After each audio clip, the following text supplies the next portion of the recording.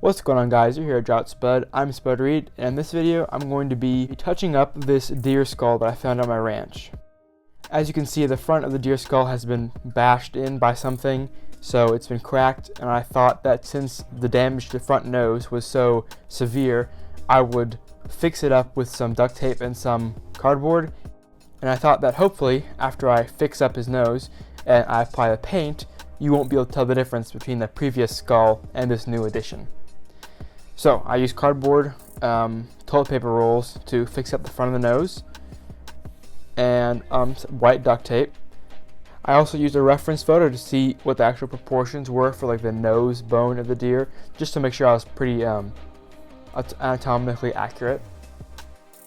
So I started off with the face, adding the black lines swirling around the eye sockets and the nose and whatnot, and I decided to go with the black first instead of the first color, which could be yellow or green or maybe a light blue, because when you go with the black, you see the black on white and you can see how the pattern would look if there were color, because the colors that I'm going to add in addition to the black would be almost as light as the white itself. So I went with the black first. It looked pretty good.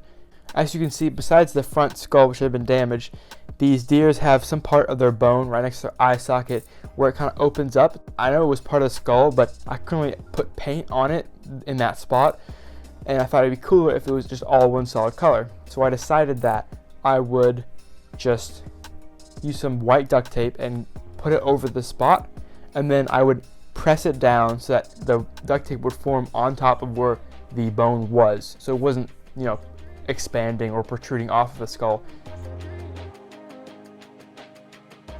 Then I decided I wanted to go in with kind of like a mint green. I thought this would look pretty good with the black.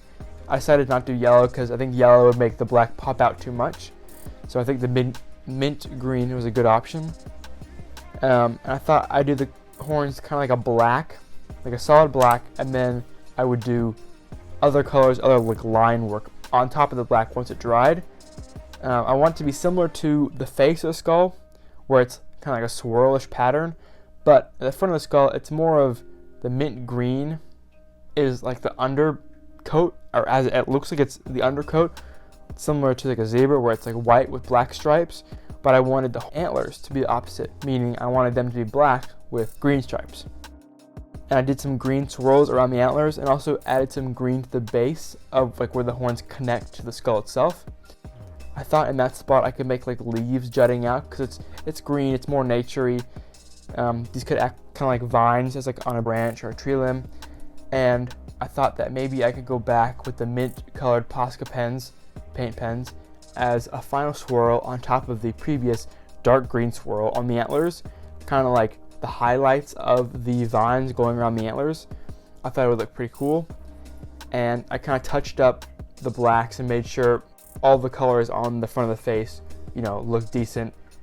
Made the black on the face look more bold because I thought it would look pretty weak compared to the strong black of the antlers. Did some minor touch-ups around the whole area of the face. Finally, to finish off the piece, I obviously had to add a matte or like a kind of gloss to the top of the skull. One, to make it so it's waterproof, because I'm pretty sure if the water had gotten on the skull, it would have rinsed off or washed off the color. So I added a clear matte, which made all the paint stick better to the skull itself because some of the paint was flaking off for some reason. I did wash the skull previously before I put the paint on, so the dirt wouldn't make the paint flake off, though it was still flaking off.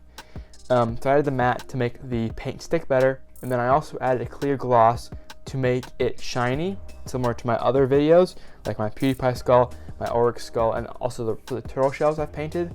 I've added the clear finish to all of these to make them more shiny, make them more vibrant. It makes the piece more saturated and makes it just look better overall.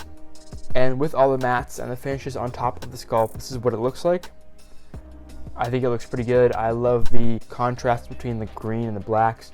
I like how it's more dark at the top of the skull and it's lighter and more detailed towards the face. It really draws your attention to that specific part of the skull. And if you want me to make more videos like this in the future, comment down below what I should paint next, what colors I should use, what patterns, and let me know if you enjoyed watching this video. Thank you for watching. Subscribe if you're new, or if you haven't done so yet. It helps out a lot. And I will see you in the next video.